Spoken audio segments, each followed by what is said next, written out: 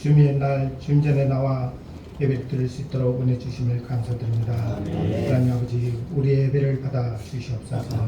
이 시간 진정과 신령함으로 드려지는 예배가 되게 하여 주시옵시고, 또 오늘 또 우리들의 간절한 예배가 하나님 옆에 온전히 상달될 수 있도록 역사하여 주시옵소서.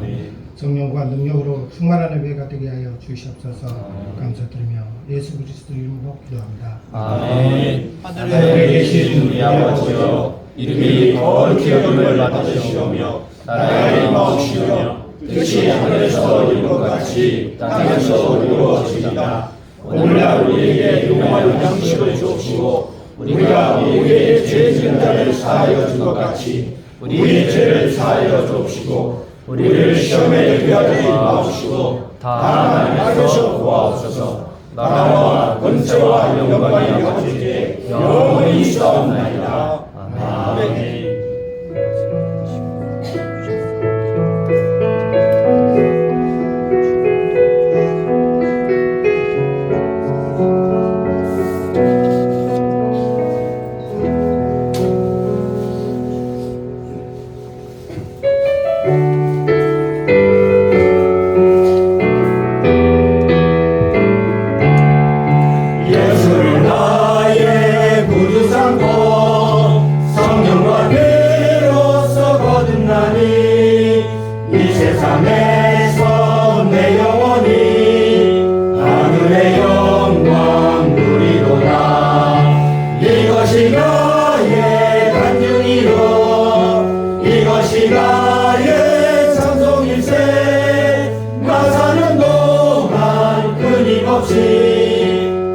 구주를 찬송하리로다. 온전히 주께 맡긴내요. 사랑의 음성을 듣는 중에 천사들 왕래하는 것과 하늘의 영광 보리로다. 이것이 나의 간증이요 이것이 나의 찬송일세. 나 사는 동안 끊임없이 구주를 찬송하리로다. 주 안에 기쁨 누림으로 마음의 건강이 잔잔하니 세상과 나는 간 곳 없고 무성한 주만 보이도다. 이것이 나의 간증이요 이것이 나의 찬송일세. 나 사는 동안 끊임없이 구주를 찬송하리로다. 아멘.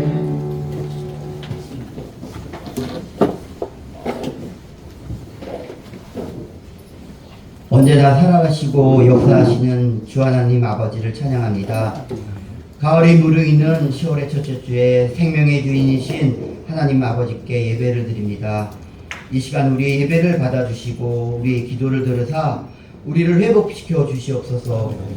병든 몸을 낫게 하여 주시고 상처로 인해 다친 마음을 열어 주시옵소서. 지금 살아가는 생활이 모두 하나님의 은혜인 것을 모르고 살아갈 때가 많습니다. 내가 가진 것들을 잃어버리게 될 때야 비로소 하나님의 사랑을 느낍니다. 매주 교회에 나와 말씀을 듣는데도 하나님의 은혜를 뒤늦게 발견하는 저희들의 부족함을 용서하여 주시고 매 순간 저희에게 하나님의 사랑과 은혜를 깨달을 수 있도록 또 그 은혜와 사랑으로 말미암아 세상에서 구별된 삶을 살 수 있도록 허락하여 주시옵소서. 하나님 아버지, 주님의 피값으로 세우신 우리 부천 성락교회를 위해 기도합니다. 언제나 이 교회를 지키시고 성령의 임재 가운데 이끌어 주시옵소서. 주님의 몸된 교회를 위하여 각 부서에서 수고하며 섬기는 성도들을 기억하시고 맡은 바 직책과 직분을 겸손함과 기쁨으로 감당할 때마다 성령님의 크신 위로가 가득하게 하시옵소서. 하나님 아버지, 오늘 예배 가운데 큰 은혜 주시옵소서. 이 시간 강단 위에 세워주신 우리 김종환 목사님을 기억하사 영육의 강건함으로 붙들어 주시고 성령의 역사하심이 늘 있기를 원하옵니다. 오늘 사정으로 예배에 참석하지 못한 성도들이 있습니다. 어디에 있든지 주님께서 기억하시고 몸이 불편하여 병상과 가정에서 투병하시는 성도님 주님께서 안수하시어 치유하여 주시옵소서. 감사를 드리며 우리를 사랑하시는 우리 구주 예수 그리스도의 이름으로 기도드립니다. 아멘.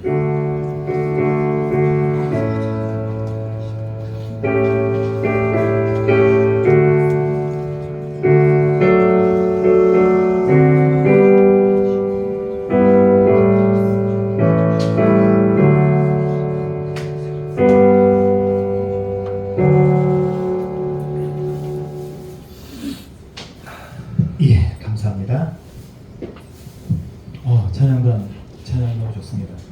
그저 오늘 처음 하는데, 예, 은총자매 떨렸죠. 그래도 너무 잘하는데. 오늘 말씀은 빌립보서 1장 1절로 2절 말씀을 같이 교독할까요? 예, 빌립보서 1장 1절로 2절 말씀을 같이 교독하도록 하겠습니다. 우리 같이 읽습니다. 시작. 그리스도 예수의 종 바울과 디모데는 그리스도 예수 안에서 빌립보에 사는 모든 성도와 또는 감독들과 집사들에게 편지하노니 하나님 우리 아버지와 주 예수 그리스도에게로서 은혜와 평강이 너희에게 있을지어다. 아멘. 우리 드린 예물을 위해서 기도하겠습니다. 아버지 하나님 감사합니다. 여름을 지나고 이제 가을에 접어들었습니다. 결실의 계절이라고 얘기합니다. 주 아버지 하나님 성도들의 삶을 인도해 주시며 한 해의 삶들이 잘 결실이 맺어질 수 있도록 은총 내려 주십시오. 또한 아버지 하나님, 우리 성도들 삶의 현장에서 일하며 노동할 수 있는 은총 주셔서 감사합니다. 우리 성도들 하나님께서 지켜주시고 인도해 주셔서 여기까지 왔음을 고백합니다. 오늘 예배하면서 주님 삶의 현장에서 벌어들인 소득을 하나님 앞에 감사하면서 바칩니다.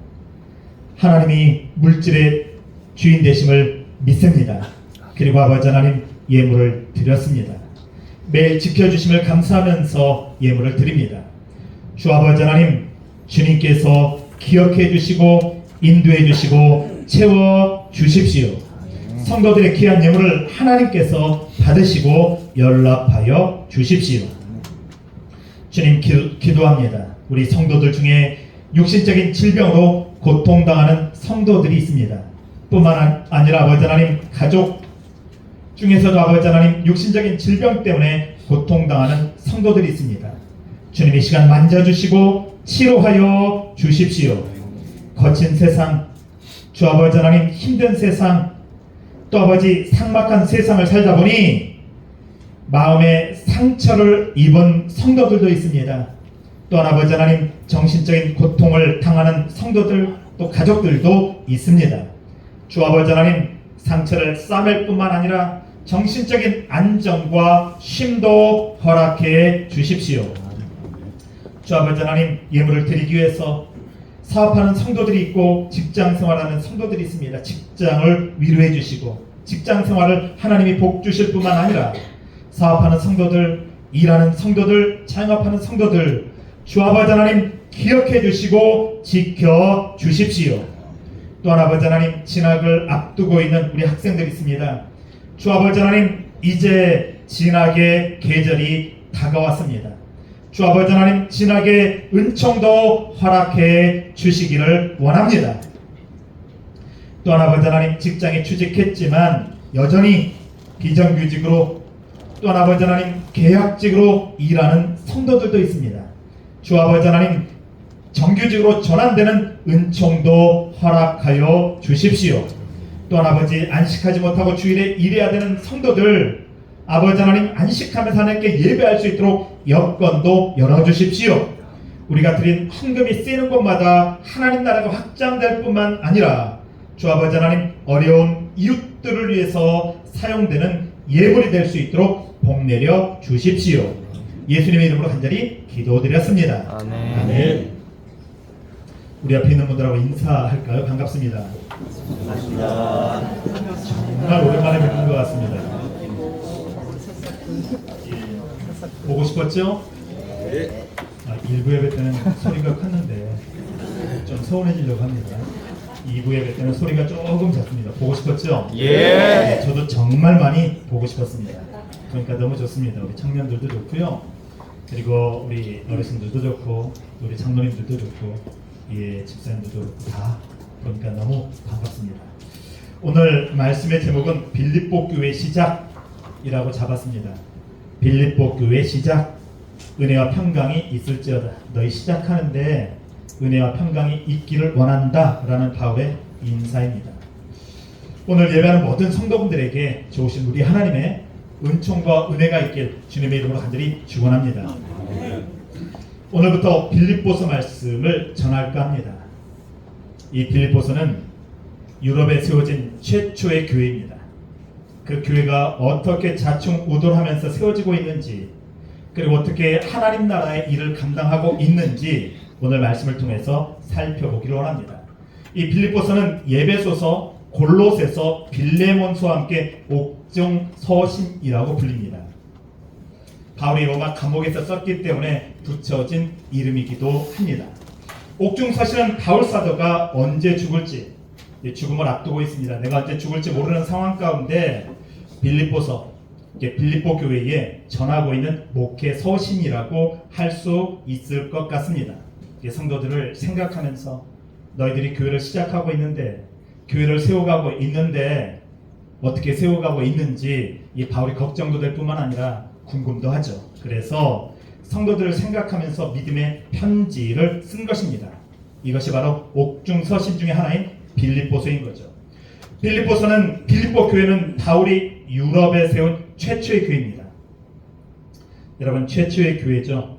여러분들도 마찬가지입니다. 여러분들도 교회를 다시 세우기 위해서, 그리고 바른 교회를 만들기 위해서 첫 발을 내디뎌서 가고 있지 않습니까? 그것과 동일하게 여러분, 빌립보 교회는 바울이 유럽에 세운 최초의 교회입니다. 그리고 바울의 면류관이라고 할 수 있을 만큼 바울에게 특별한 교회이기도 합니다. 오늘 우리 성도들을 보니까, 장로님들이나 권사님들, 집사님들, 우리 청년들을 보니까 여러분, 교회를 시작하면서 이 부천교회가 여러분들에게는 특별한 교회가 될 것 같습니다. 아니, 특별한 교회인 것 같습니다. 바울도 마찬가지입니다. 빌립보 교회가 유럽의 최초의 교회임과 동시에 바울에게는 내 면류관이다, 그리고 빌립보 교회는 나에게 특별한 교회다라는 애정을 보여주고 있습니다.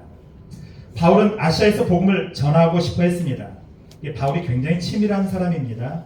그리고 성격으로 얘기하면, MBTI로 얘기하면 F보다도 T가 강한 사람입니다. 이 반응이 없네요. F는 굉장히 감정적인 사람이잖아요. T는 합리적인 사람입니다. 아주 시크한 사람인데, 바울은 굉장히 치밀할 뿐만 아니라 이 감정을 많이 절제하는 그런 사람 중에 하나입니다.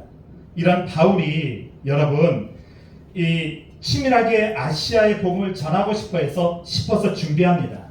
그런데 성령께서 아시아로 가지 못하게 막는 일들이 벌어집니다. 사도행전 16장 6절로 7절 말씀을 보면 이렇게 우리에게 증언하고 있습니다. 성령이 아시아에서 말씀을 전하지 못하게 하시거늘. 철저히 준비했죠. 우리가 때로 인생을 살다가 우리가 계획하는 것들이 있습니다. 우리가 마음 먹고 이렇게 하고 싶어 하면서 하나님께 기도하는 것들이 있습니다. 그런데 때로는 그 기도가 거절될 때가 있습니다. 막힐 때가 있죠. 여러분, 그런데 끝까지 내 고집을 주장하는 것이 아니라 오늘 말씀을 보면 바울이 철저하게 아시아 선교를 중단합니다. 그리고 바울에게 환상이 보이는데 유럽 사람 하나가 환상 가운데 마게도냐로 건너와서 우리를 도우라, 이렇게 간절히 요청하는 환상을 보게 되죠. 사도행전 16장 9절 말씀을 보면 이렇게 증언하고 있습니다. 밤에 환상이 바울에게 보이니 마게도냐 사람 하나가 서서 그에게 청하여 이르되 마게도냐로 건너와서 우리를 도우라. 철저히 환상을 보고 바울이 아시아 전도를 접습니다. 그리고 바울은 환상을 보고 아시아 선교를 그대로 중단하고 마게도냐 선교의 발걸음을 돌립니다.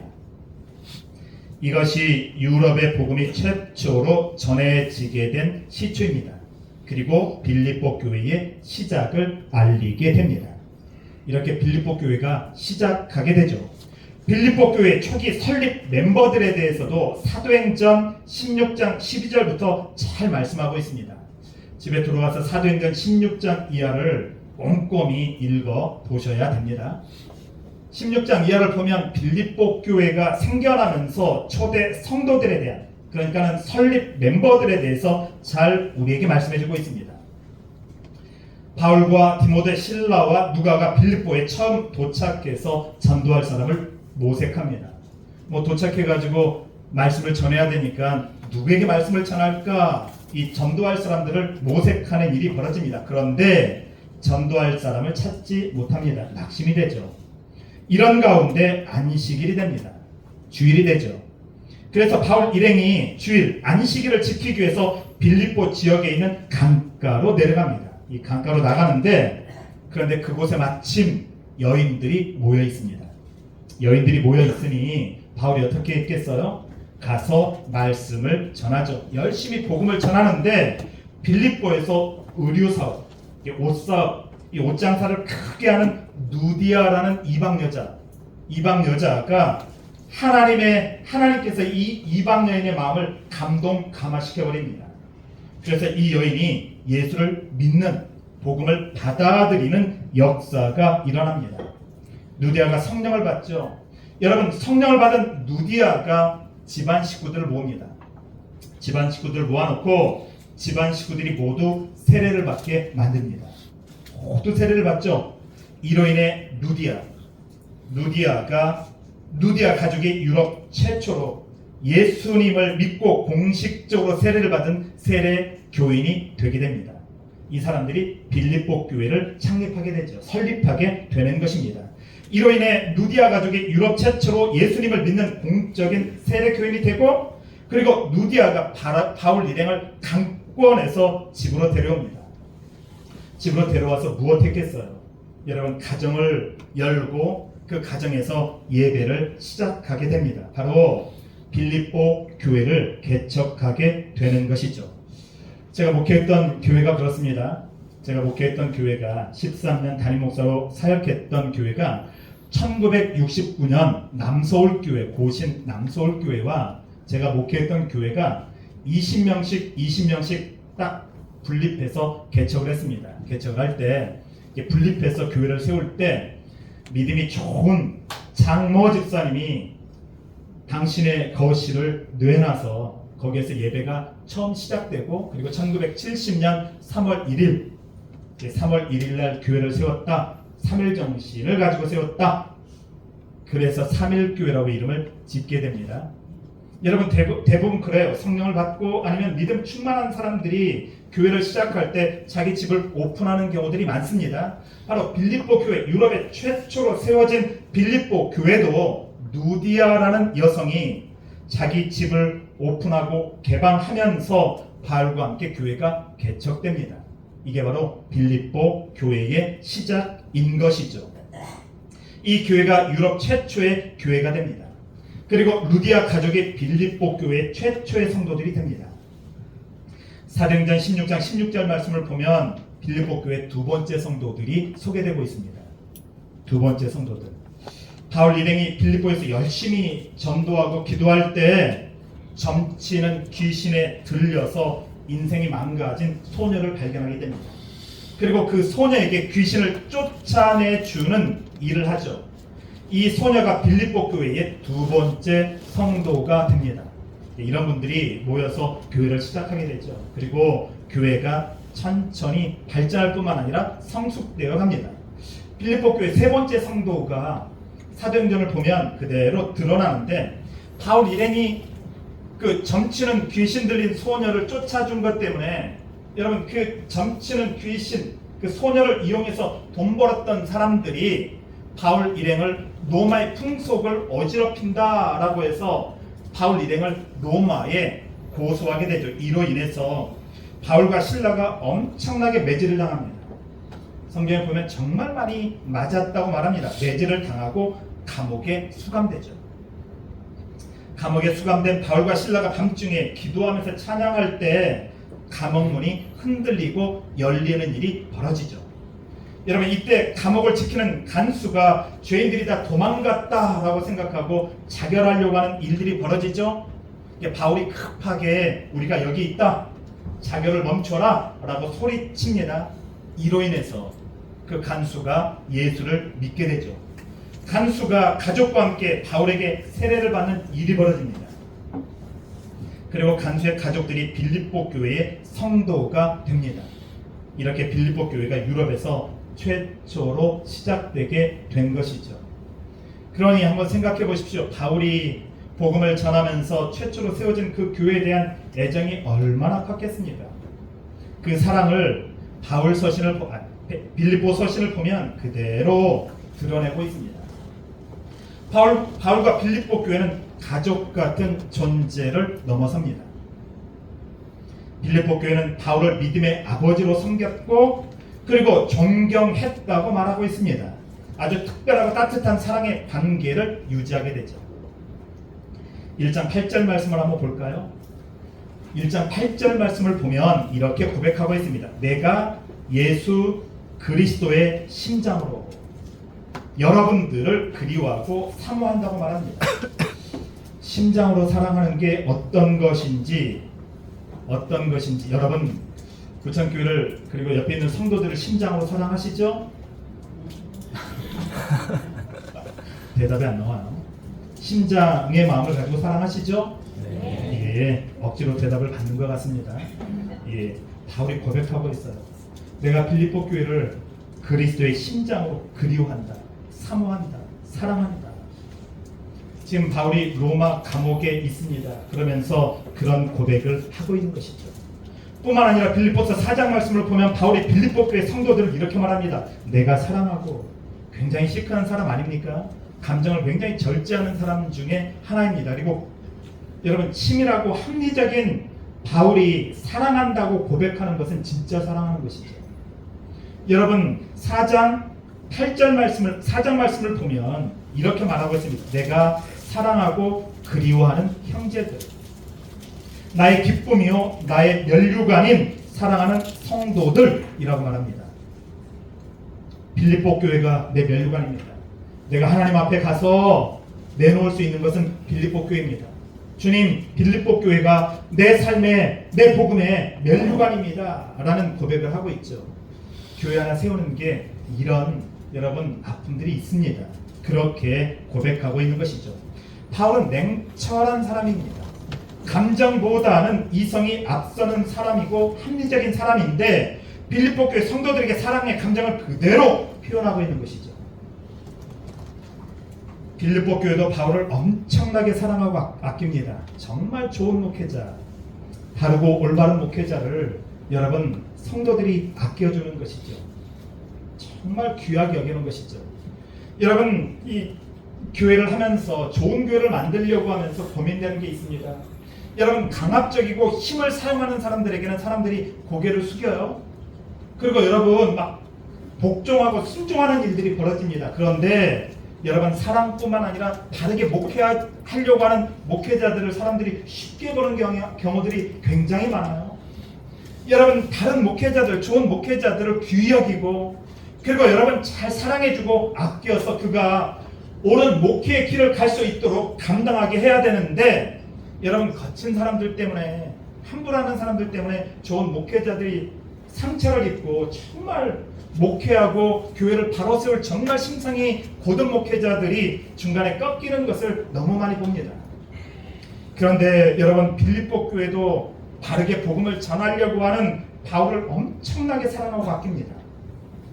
그리고 빌립보 교회가 바울의 든든한 지원자가 됩니다. 그렇기 때문에 바울이 여러분 복음을 전하다가 끝내 죽을 수 있는 그 힘과 동력을 얻게 되는 것 아니겠습니까? 바울이 빌립보서를 쓰고 있는 이유를 밝히고 있습니다. 우리 빌립보서 전체를 말씀을 전하기 전에 빌립보서 전체를 한번 보는 것입니다. 빌립보서를 쓰고 있는 이유를 밝히고 있습니다. 첫째로 빌립보서 1장 3절 말씀입니다. 우리 1장 3절 말씀을 같이 한번 읽어볼까요? 같이 읽겠습니다. 시작. 내가 너희를 생각할 때마다 나의 하나님께 감사하며. 아멘. 이 감사가 단순한 감사는 아닐 것입니다. 바울은 복음 때문에 많은 고난과 고통을 받았습니다. 여러분, 예수 믿는다는 것은 옳은 길을 가는 것입니다. 아니, 옳은 길을 선택하기로 작정해 버린 것입니다. 우리가 왜 예수 믿습니까? 예수 믿는다는 것은 이 땅의 삶과는 다르죠. 이 땅에 우리가 몸담고 발을 딛고 살지만 예수를 믿는 순간 우리는 다른 삶을 살겠다라고 작정한 사람들입니다. 여러분, 옳은 길을 선택하겠다고 마음먹은 사람들입니다. 여러분, 그런 삶은 고난과 고통이 당연히 따라올 수밖에 없죠.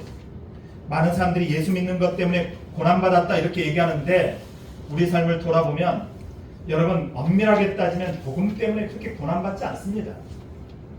그러지 않아요? 내 욕망과 내 욕심, 내 야망을 성취시키고 채우려고 하다가 당하는 고난을 예수 믿는 것 때문에 당하는 고난으로 더 씌울 때가 많지요. 그런데 오늘 본문은 우리에게 가르쳐주고 있습니다. 바울은 복음 때문에 많은 고난과 고통을 받았습니다. 그리고 끝내 죄인의 신분으로 로마 감옥에 투옥되죠. 여러분, 빌립보 교회 성도들이 바울이 감옥에 투옥되었다는 소식을 듣습니다. 바르게 말씀을 증거하다가 하나님의 정의와 공의를 실천하다가 로마 감옥에 투옥됐다는 소식을 듣습니다. 그러자 성도들이 여러분 바울을 돕습니다. 그리고 빌립보 교회 성도인 에바브로 디도라는 사람을 선택합니다. 그리고 로마에 보내서 감옥에 갇혀있는 바울을 돕도록 합니다. 여러분, 바울이 얼마나 감사했겠어요. 부족한 이 바울이 자신을 아낌없이 돕고 지원해준 빌립보 교회 성도들에게 진심을 담아서 정말 감사합니다. 내가 여러분들의 사랑 때문에 비틀어지지 않을 수 있었습니다. 내 욕망을 얼마든지 채울 수 있었지만 그러지 않고, 바울은 세상적인 자랑이 엄청나게 많은 사람 아닙니까? 태어났는데 귀족이에요. 태어났는데 바리새인이에요. 태어났는데 천재인 거예요. 재수없는 사람 아닙니까? 여러분, 그런데 그 모든 것들을 배설물로 여기고 내가 복음을 위해서 헌신한다 이렇게 말합니다. 이런 사람입니다. 이렇게 내가 끝까지 복음을 지킬 수 있었던 것은 여러분들의 도움, 기도였다. 이 마음을 가지고 감사의 편지를 쓰고 있죠. 이게 바로 빌립보서가 됩니다. 두 번째, 빌립보서 1장 28절 말씀을 보면 또 이렇게 말합니다. 28장 말씀도 한번 보시겠습니다. 이렇게 고백하고 있죠. 무슨 일에든지 대적하는 자들 때문에 두려워하지 않은 이 일을 듣고자 함이라.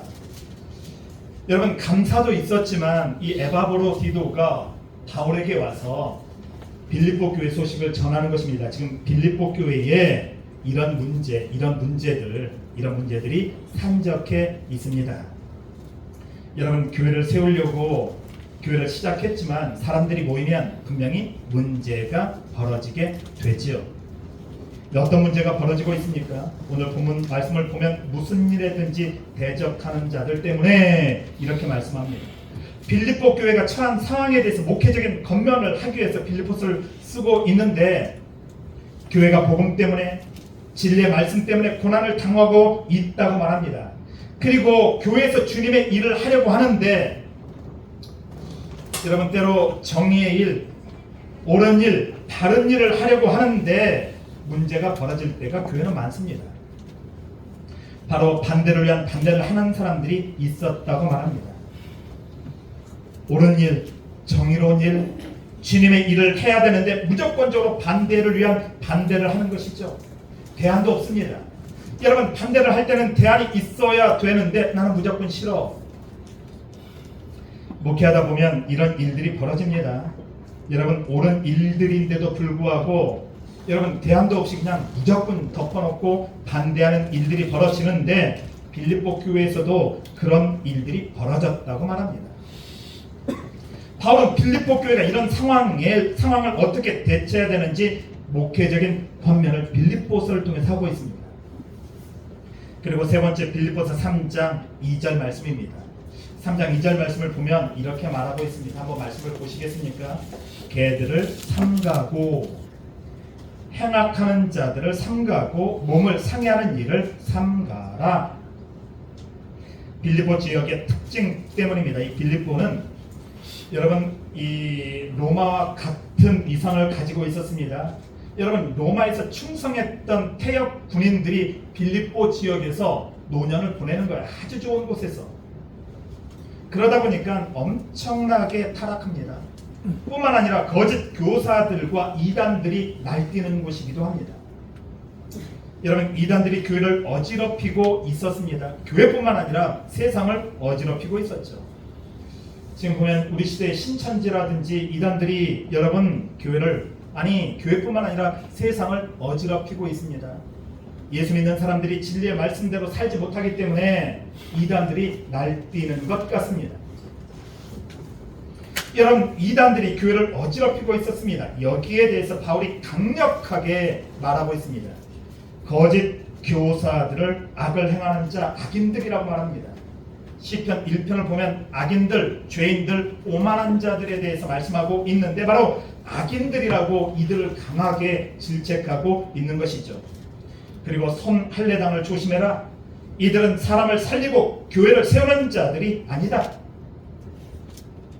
교회를 죽이고 교회 공동체가 하나님의 말씀에서 떠나도록 하는 자들이기 때문에 조심하라고 성도들을 권면하고 있습니다. 여러분, 교회에서 결정하는 것이 모두 다 옳은 것이 아닙니다. 여러분, 예수 믿는 사람들이 모여서 악한 결정을 할 때가 얼마나 많은지 모릅니다. 여러분, 그럴 때 있지 않아요? 옳은 길, 바른 길임에도 불구하고 그 길을 선택하지 않을 때가 의외로 많습니다. 교회가 모두 다 옳은 길을, 옳은 것을 선택한다는 것은 여러분 우리의 착각입니다. 우리를 보면 그렇죠. 여러분 거기에 대해서 철저히 어떻게 대처해야 되는지 목회적인 권면을 우리들에게 하고 있다는 것입니다. 네 번째입니다. 네 번째 말씀을 보면 빌립보서 4장 2절 말씀을 통해서 우리에게 내가 유오디아를 권하고 순두개를 권하노니 주 안에서 같은 마음을 품으라 이렇게 말씀합니다. 여러분 빌립보 교회 안에 유오디아라는 사람과 순두개라는 사람이 있었습니다. 두 분 다 여성입니다. 이 사람들은 나쁜 사람들이 아닙니다. 여러분 선과 선이 부딪힐 때가 있습니까? 없습니까? 선과 선이 부딪힐 때가 있습니다. 교회에서 바른 일을 하려고 하는데 여러분 모두 다 바른 일을 하려고 모인 주님의 일을 하려고 모였습니다. 그런데 때로는 여러분 선과 선, 복음과 복음이 부딪힐 때가 있습니다. 왜냐하면 방법적인 면에서 다른 방법을 채택하면서 서로 감정이 상할 때가 있죠.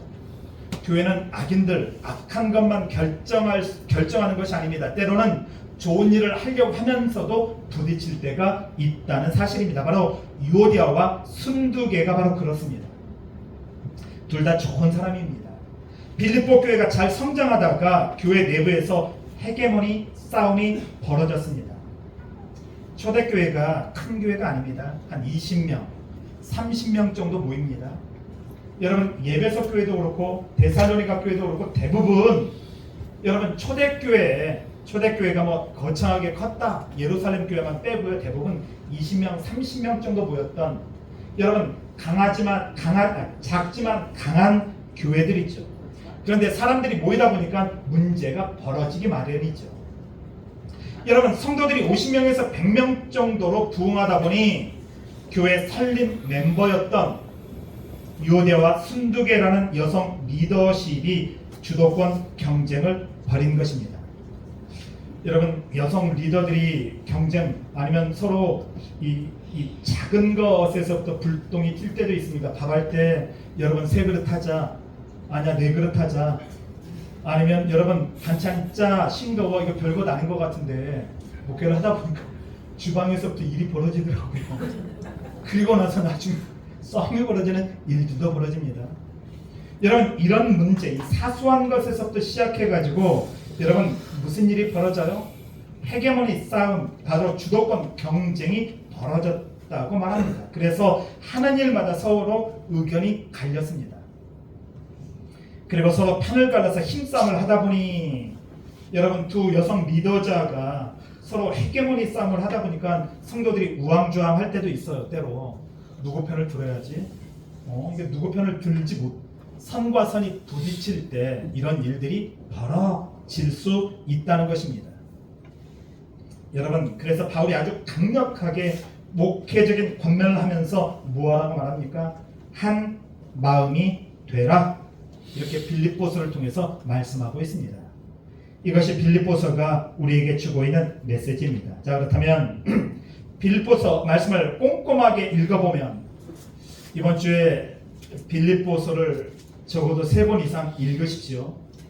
오늘 말씀을 들었으니 빌립보서가 이렇게 목회적인 권면을 하고 있구나, 이런 일들이 벌어졌구나 라고 하면서 빌립보서를 읽으면서 그러면 우리 교회는 나는 어떻게 신앙생활할 뿐만 아니라 어떻게 삶을 살아야 되는지, 우리 교회는 어떻게 만들어 가야 되는지 꼼꼼하게 한번 기도하면서 고민해 보았으면 좋겠습니다. 바울 사도가 빌립보 교회를 얼마나 소중하게 여겼는지 그대로 빌립보서는 드러납니다. 보십시오. 여러분 정말 조심하게, 그러면서 빌립보 교회를 얼마나 소중하게 여겼는지 빌립보서를 보면 그대로 바울의 마음이 드러나고 있습니다. 그리고 빌립보서 전체를 통해서 성도들에게 4개의 큰 메시지를 차분하게 가르치고 있습니다. 그 메시지를 지금부터 또 살펴보도록 하겠습니다. 여러분 빌립보서의 첫 번째 진짜 중요한 메시지가 있습니다. 기쁨. 빌립보서를 읽으면서 기억하십시오. 기쁨. 예수님을 믿고 살아가는 성도들이 세상에서 하나님의 말씀을 실천하면서 살려고 할 때 고난이 찾아온다고 말합니다. 예수 믿는 사람들에게 고난은 필연적입니다. 여러분, 다른 일을 하는 사람들이 대로가 활짝 열어집니까? 그렇지 않습니다. 한국 근현대사를 한번 보십시오. 정의를 행했던 사람들 모두 다 죽거나 여러분 권력에 의해서 제거되거나 아니면 여러분 어떻습니까? 핍박받았습니다. 여러분 예수의 길을 따랐던 사람들의 삶들을 한번 보십시오. 우리가 생각하는 것만큼 권력과 힘을 누리지 못했습니다. 여러분 이 땅에서 정의를 보지 못하고 죽은 사람들이 정말 많습니다. 그러지 않습니까? 여러분 우리는 이 땅에서 정의를 행하다가 정의가 완성되는 것, 실현되는 것을 보지 못하고 죽을 수도 있습니다.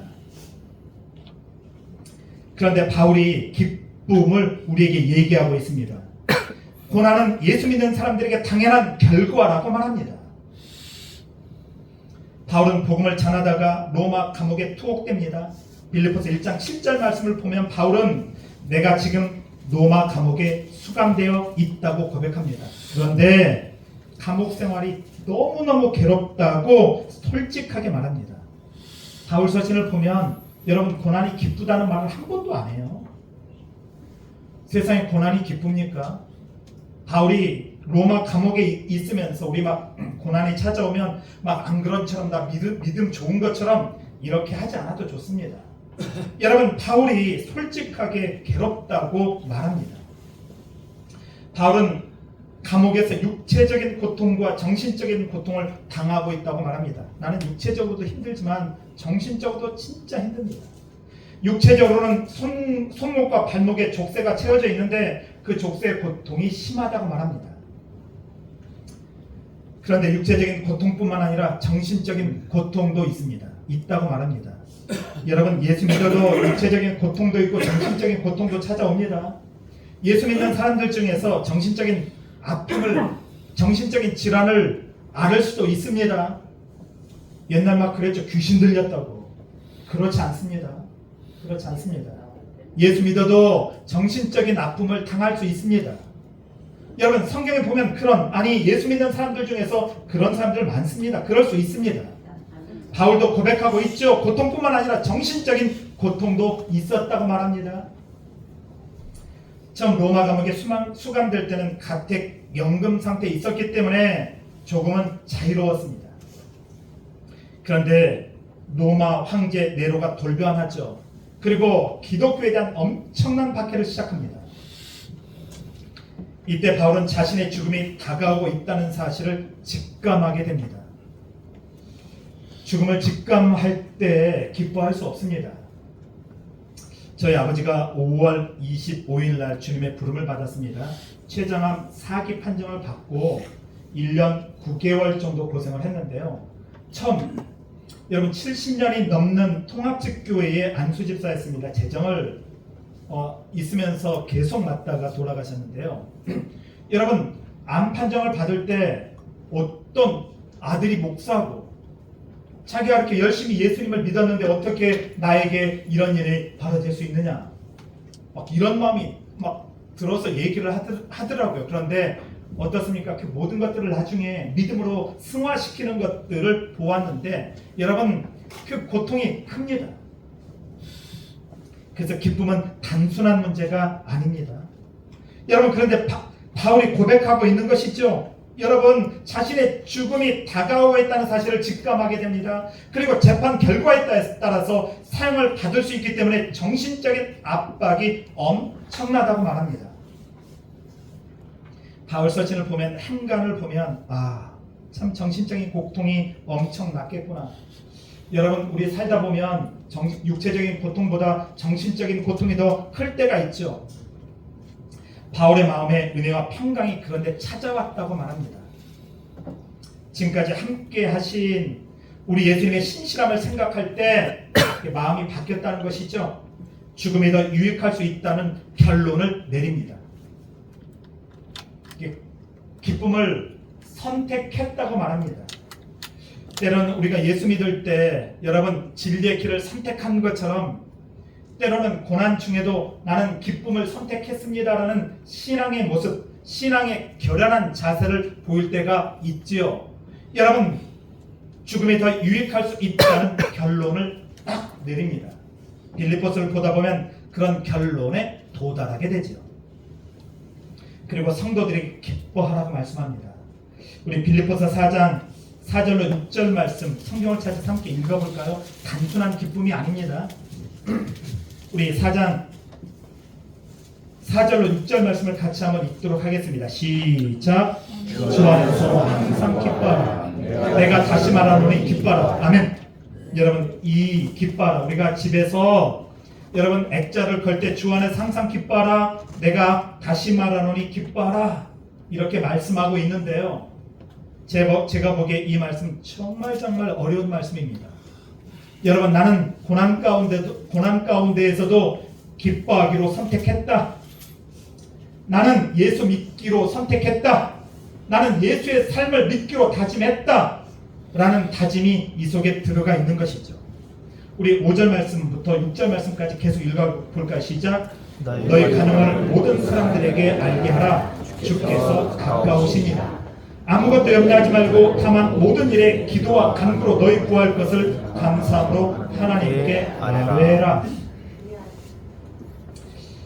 바울은 성도들에게 자신이 지금 고난 가운데 있지만 기뻐하고 기뻐한다고 말합니다. 그리고 빌립보 교회 성도들에게도 이 땅을 살면서 예수님 때문에 고난과 환난을 만나더라도 하나님 나라에 대한 소망을 가지고 살면서 낙심하지 말고 기뻐하라고 말합니다. 여러분, 이 땅을 살다가 그럴 때 많아요. 목회를 하면서 참 저 성도 하나님께서 복을 좀 주셨으면 좋겠는데 왜 이렇게 어려운지, 왜 이렇게 어려움이 많이 닥치는지. 제가 목회하면서 제일 안타까웠던 일이 있습니다. 제가 정말 존경하고 좋아하는 분인데, 여러분 TV에도 나왔습니다. 그 고속도로 이 만남의 광장 있죠. 서울 다 와서 만남의 광장에서 사고가 났습니다. 사고가 났는데 그 자리에서 어머니와 딸이 죽었습니다. 하나밖에 없는 여동생인데 그 여동생이 한 11월 정도 되면 김장을 하잖아요. 김장. 그래서 어머니 집에 김장을 하고 오빠들이 셋 있으니까 오빠들에게 김장을 나눠주기 위해서 차에다가 김장을 싣고 그리고 어머니를 모시고 고속도로를 왔습니다. 달려왔는데 서울 부근에 다 와서 차가 정체되고 막히는 거예요. 뻥 뚫리다가. 그런데 뒤에 있는 버스가 운전을 하다가 졸 거예요. 졸다가 속도를 줄이지 않고 그대로 뒤에서 받았습니다. 이 TV에 보니까 막 그 고속도로에 빨간 거 막 김치 뒤에 흘렀습니다. 피 김치가 낭자했습니다. 그걸 보고 처음에는 우리 성도가 아닌 줄 알았는데 전화가 왔어요. 그래서 장례를 치르는데 도저히 말씀을 못 전하겠더라고요. 여러분, 어머니와 딸의 관을 운구해야 되는데 얼마나 마음이 아파요. 뭐라고 말씀을 전합니까? 평생 주를 위해서 살았던 분인데. 근데 그분에게 또 다른 아픔이 있었습니다. 영국에서 공부를 마치고 유학을 다 끝내고 한국에 있는 대학에 교수로 부름을 받았어요. 부름을 받고 내일 이제 영국을 떠나서 한국에 와야 됩니다. 한국에 와야 되는데 그날 저녁에 자녀들 둘, 딸과 아들, 20살 먹은 아들과 딸을 앉혀놓고 이제 아버지가 공부를 다 마치고 이제 한국의 대학에 가게 된다. 너희들 영국에서 잘 살고 신앙생활 잘해라. 이렇게 얘기하고 저녁에 잠들었습니다. 잠들고 아침에 일어나서 공항에 가야 되는데 아들이 방에서 나오지 않는 거예요. 왜 안 나오나 하고 방문을 열어서 들어가 보니까 아들이 죽은 거예요. 그 저녁에. 그래서 부검을 했는데 사인을 밝히지 않았어요. 9월 20일로 알고 있습니다. 여러분, 그런데 또 서울에 와서 그런 일이 벌어졌어요. 여러분, 예수에 대한 삶에 대해서 고민하지 않겠습니까? 여러분, 내가 평생 주를 위해서 살겠다고 다짐했는데 나에게 어떻게 이런 일이 벌어질 수 있는가라는 여러분 회의적인 부분들이 들지 않겠습니까? 바울도 마찬가지예요. 내가 주를 위해서 살았는데 여러분 마지막 목이 잘리는 참수 아니겠습니까? 여러분, 이런 가운데 기뻐하라고 말하는 것 간단한 것 아니에요. 그래서 때로는 기뻐하십시오, 기뻐하십시오라고 여러분 강압하는 것도 폭력이 될 수 있다는 사실 아니겠습니까? 그런데 오늘 바울이 기뻐하기로 마음을 먹었다고 말하고 있습니다. 바울은 성도들에게 자신이 지금 고난 가운데 있지만 기뻐하고 기뻐한다고 말합니다. 그리고 빌립보 교회 성도들에게 이 땅을 살면서 예수님 때문에 고난도 당하고 환난도 만날 수 있다. 만날 수 있지만 하나님 나라에 대한 소망을 가지고 우리에게는 부활신앙이 있지 않겠습니까? 부활신앙. 그 신앙을 가지고 살면서 낙심하지 말고 기뻐하라고 권면합니다. 그래서 빌립보서 전체 말씀을 보면 기쁨에 대해서 16번이나 바울이 의도적으로 강조하고 있습니다. 자, 빌립보서 두 번째 메시지가 있습니다. 겸손과 자기 희생입니다. 자기 희생하지 않으려고 하는 시대를 우리는 살고 있는데 바울은 자랑할 것이 엄청나게 많은 인물입니다. 재수없는 인물이죠. 여러분, 재수없는 인물 아니에요. 태어났더니 귀족이에요. 태어났더니 천재예요. 저도 태어났는데 천재였으면 좋겠어요. 막 태어났는데 바리새인이었으면 좋겠어요. 여러분, 가말리엘 학문에서 공부를 했습니다. 그런 인물입니다.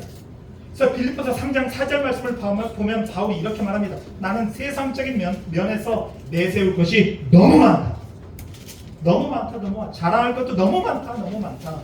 그런데 내가 예수를 만나고 그 모든 인간적인 욕망과 영광을 배설물로 여긴다. 내가 예수 만나고 내가 거듭나고 하나님의 말씀을 만나고 보니 아무것도 아니다. 아무것도 아니다. 여러분, 아무것도 아니죠. 그래서 고백하고 있는 것이 내가 예수를 얻었다. 그러면서 겸손과 자기 희생을 말씀하고 있습니다. 철저히 겸손을 말씀하고 있습니다. 예수 하나면 된다. 그러면 성도들에게 빌립보서 2장 5절로 8절 말씀을 통해서 여러분, 기독교에서 가장 위대한 고백 중에 하나가 나오고 있습니다. 대단하죠. 여러분, 단순한 고백이 아닙니다. 기독교 역사상 여러분, 하나님의 거룩한 말씀 가운데 가장 위대한 고백. 우리 예수님의 높아지심, 하나님의 높아지심이 위대한 것이 아닙니다. 여러분, 그 하늘보다도 높으신 하나님이 자기를 철저히 버리고 이 땅에 인간의 모습으로 왔다는 자기 비하가 여기에서 나타나고 있는 것 아닙니까? 여러분, 빌립보서 2장 5절 말씀이 있죠. 우리 함께 한번 읽어볼까요? 어떻게 고백하고 있는지. 여러분, 한번 봅시다. 이 말씀을 그렇게 설교하면서, 그렇게 말씀을 많이 전하면서, 여러분, 명일동에 가면 여러분, 비자금으로 800억을 소유한 목사들이 있습니다. 천국 사모하는 거 아니죠. 예수 안 믿는 것 아니겠어요. 그거 다 아까워서 어떻게 죽을지 모르겠어요. 하나님 나라 가고 싶겠습니까? 이 땅이 하나님 나라인데, 돈이 신인데, 그러면서 입으로는 예수의 낮아지심을 전하는 것, 우리도 마찬가지 아니에요? 여러분, 예수 믿는 사람들이 여러분, 예수의 낮아지심을, 그 위대한 고백을 알면서도 불구하고 여러분, 이 땅에서 욕망과 자기의 야망을 채우려고 하는 이런 일들이 벌어지지 않습니까? 다른 길을 선택하지 않으려고 하는 일들이 벌어지죠. 그런데 오늘 빌립보서는 철저하게 우리에게 예수님의 자기 비움, 겸손에 대해서 말씀해주고 있습니다. 우리 2장 5절로 8절 말씀을 한번 볼까요? 같이 읽겠습니다. 시작. 너희 안에 이 마음을 품으라. 곧 그리스도 예수의 마음이니 그는 근본 하나님의 본체시나 하나님과 동등됨을 취할 것으로 여기지 아니하시고 오히려 자기를 비워 종의 형체를 가지사 사람들과 같이 되셨고 사람의 모양으로 나타나사 자기를 낮추시고 죽기까지 복종하셨으니 곧 십자가에서 죽으심이라. 아멘. 저는 이 고백이 여러분, 기독교 역사상 가장 위대한 고백이라고 봅니다. 성도 여러분,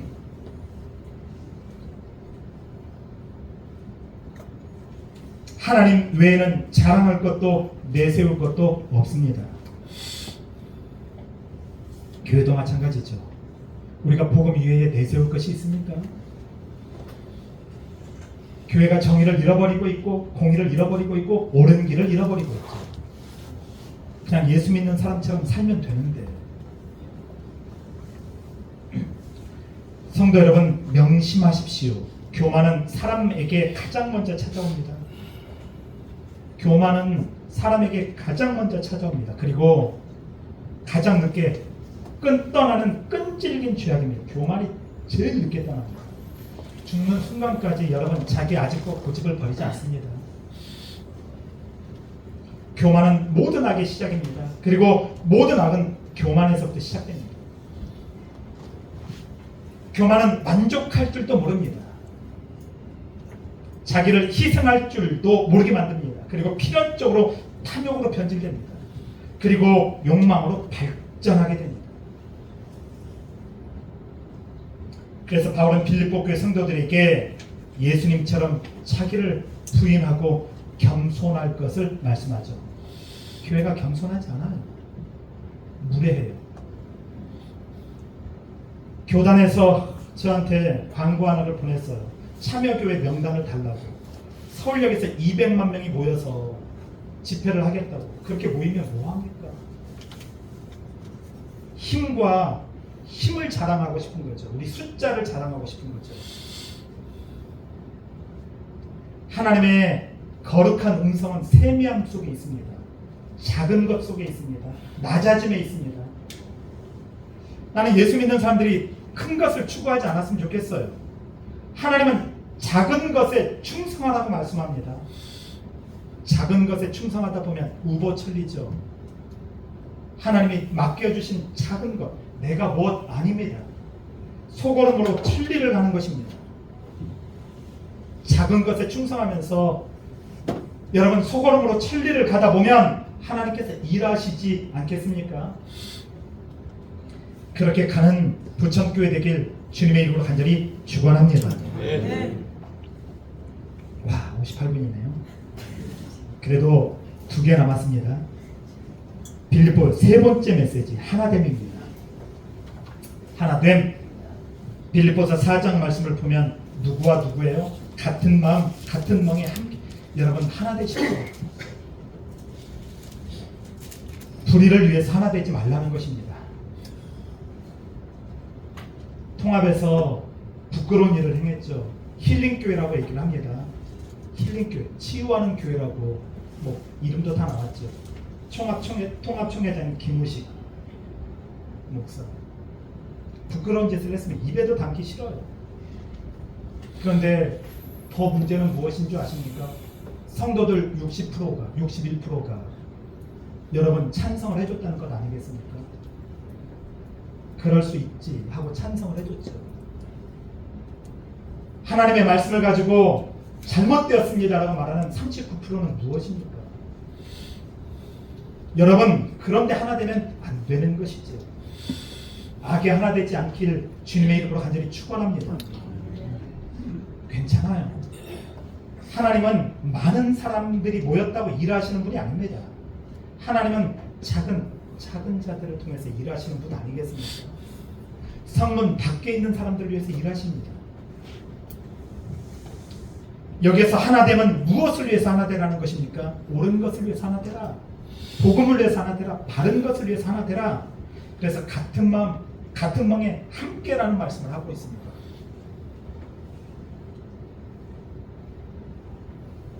성령 역사는 하나 되는 능력이죠. 마지막 4번째입니다. 왜냐하면 빌립보서를 보면서 말씀을 전할 거기 때문에 그렇습니다. 4번째 메시지가 진짜 중요합니다. 성도들의 삶에 대해서 빌립보서 말씀하고 있습니다. 빌립보 교회는 바울이 선교를 하기 위해서 잠시 머물렀던 곳입니다. 여러분 목양을 하지 못했습니다. 빌립보 교회에 목양을 하지 못했기 때문에 빌립보 교회 성도들에게 목양의 말을 전하고 있어요. 예배소 교회에서는 3년, 고린도에서는 1년 6개월. 그런데 그렇게 목회하고 싶어 했던 빌립보 교회에서 바울은 목회를 하지 못합니다. 예수님을 믿는 사람은 어떻게 살아야 되는지 삶의 문제를, 그러니까 목회 서신을 쓴 거예요. 옥중 서신이지만 예수 믿는 사람들은 어떻게 사는 사람들인지, 예수 믿는 사람과 예수 믿지 않는 사람은 뚜렷한 삶이 구분되어야 된다고 말합니다. 그래서 여러분 예수 믿는 사람들의 삶에 대해서 빌립보서는 계속 말하고 있습니다. 예수님을 믿는 사람과 예수 믿지 않는 사람은 함께 어울려 살아도 예수 믿는 사람은 삶이 다릅니다. 그런데 지금 그렇지 않죠. 1000명이 모여 있어도 예수 믿는 사람들이 드러나지 않아요. 똑같죠. 빌립보서 4장 8절로 9절 말씀이죠. 여러분 집에 가서 찾아보시기 바랍니다. 바울은 빌립보 교회 성도들에게 무엇이 옳은 것인지 선택해야 되는 기로에 설 때마다 여러분 기억하십시오. 순례자의 삶을 살아가는 성도 여러분 기억하십시오. 무엇이 옳은 것인지 선택해야 되는 기로에 설 때마다 내 이익이 우선인지 하나님의 거룩한 말씀이 우선인지 생각하고 사람을 살리는 하나님의 길을 선택하라고 말씀합니다. 빌립보서 전체의 메시지입니다. 사랑하는 성도 여러분, 세상이 악하다는 이유로 예수 믿는 성도들마저 세상과 똑같은 삶을 살아버린다면 세상은 더 이상 희망이 없습니다. 세상이 악하기 때문에 예수 믿는 성도들은 더욱더 세상에서 예수 믿는 사람처럼 살아야 됩니다. 세상이 악하기 때문에 예수 믿는 목사는 더욱더 예수 믿는 목사처럼 살아야 되고, 예수 믿는 장로는 예수 믿는 장로처럼 살아야 되고, 예수 믿는 권사는 예수 믿는 권사처럼, 집사처럼, 성도처럼 살아야 됩니다. 근데 우리 시대가 예수 믿는 삶을 포기했지요. 교회는 더 망가질 것입니다. 그런데 부천교회가 오늘 빌립보 교회가 시작하는 것처럼 그렇게 바르게 세워지고 시작된다면 희망이 있을 것 같습니다. 그렇게 교회를 세워가십시오. 세상이 거칠어지고 악해지는 것은 악한 자들이 악한 삶을 살기 때문에 악해지는 것이 아닙니다. 악한 놈들이 많기 때문에 악해지는 것이 아니라 의인의 길을 선택하면서 살아야 되는 사람들이, 예수 믿는 사람들은 의인의 길, 시편 1편에서 말하는 의인의 길, 복된 길을 살아야 되는 사람들이, 예수님을 믿는 사람들이 의인의 길, 예수님의 길을 살아내지 않고 있기 때문에 세상이 악해지고 악인들이 날뛰는 것입니다. 그래서 바울은 빌립보서를 통해서 성도들의 삶은 어떤 삶인지, 저와 여러분들이 교회를 시작했다면 어떻게 교회를 세워야 되는지 말씀하고 있습니다. 이제 말씀을 마칩니다. 여러분, 부천교회를 세우려고 합니다. 어떤 교회를 세울 것입니까? 여러분, 어떻게 예수 믿고 살 것입니까? 고민하면서 함께 빌립보서를 통해서 교회를 세워가는 저와 여러분 되길 주의 이름으로 간절히 축원합니다. 기도하겠습니다. 주님, 감사합니다. 빌립보 교회 시작을 통해서 어떻게 교회를 시작하고 어떻게 우리는 주님을 바라보면서 가야 될지 고민하고 있습니다. 오늘 아버지 하나님, 부천교회의 은혜와 평강이 있도록 인도해 주시며 주의 길을 선택하며 살아가는 성도들 될 수 있도록 복 주십시오. 예수님의 이름으로 간절히 기도드렸습니다. 아멘. 우리 찬송가 406장 찬양할까요? 1절, 2절 찬양하고 축도 예배를 마치겠습니다.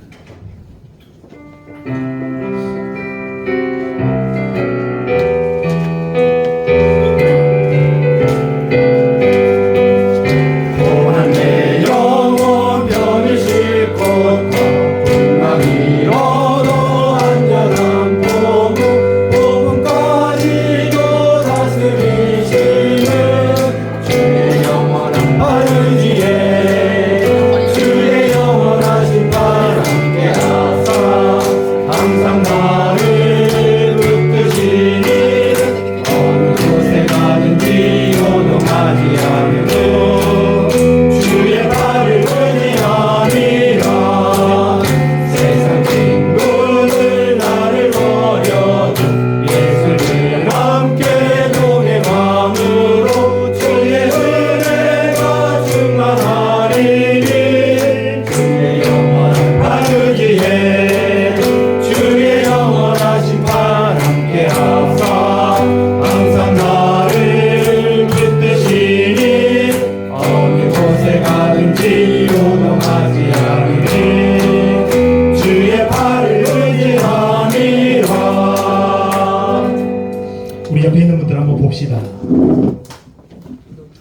여러분, 함께 교회를 만들어가는 분들입니다.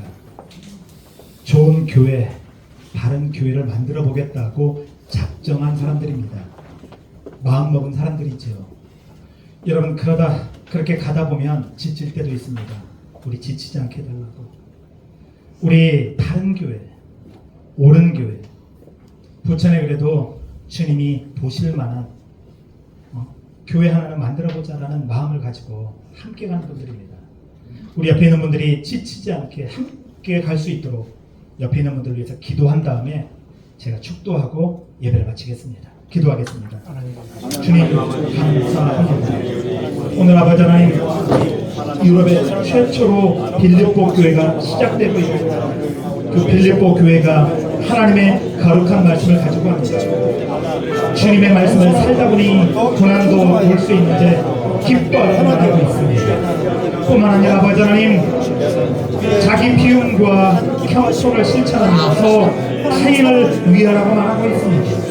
우리 예수님이 그렇게 사셨던 것처럼 그렇게 살아야 된다고 목회적 권면을 해주고 있습니다. 주 아버지 하나님 또한 하나됨을 말씀하고 있습니다. 악의 하나 되는 것이 아니라 불의의 하나 되는 것이 아니라 아버지 하나님, 옳은 길, 바른 길, 정의로운 길, 주님의 길에 하나 되라고 권면하고 있고, 주 아버지 하나님, 어떻게 예수 믿는 사람들이 이 땅에서 살아야 되는지 복음에 합당한 삶에 대해서 권면하고 있습니다. 우리 성도들이 아버지 하나님 그렇게 함께 살면서 아버지 지치지 않게 해주시고 함께 교회를 세워가는 은총이 있도록 복내려 주십시오. 아버지 감사합니다. 오늘 빌립보 교회의 시작을 통해서 부천교회가 어떻게 가야 되는지 고민할 수 있도록 인도해 주십시오. 성도 여러분, 평안히 가십시오. 복음의 말씀을 들었습니다. 세상에서 당당하게 살아가십시오. 평강의 하나님이 여러분들과 함께 하십니다. 삶 속에서 복음을 실천하면서 사십시오. 지금은 우리 주 예수 그리스도의 은혜와 아버지 하나님의 거룩하신 사랑과 성령 하나님의 교통 충만 내주하시는 은혜가 바른 교회를 세워보겠다고 다짐하는 성도들 머리 위에 망가지고 어그러지고 아파하고 있는 한국교회 그리고 이 땅에 지금부터 오토록 함께 있을지어다. 아멘.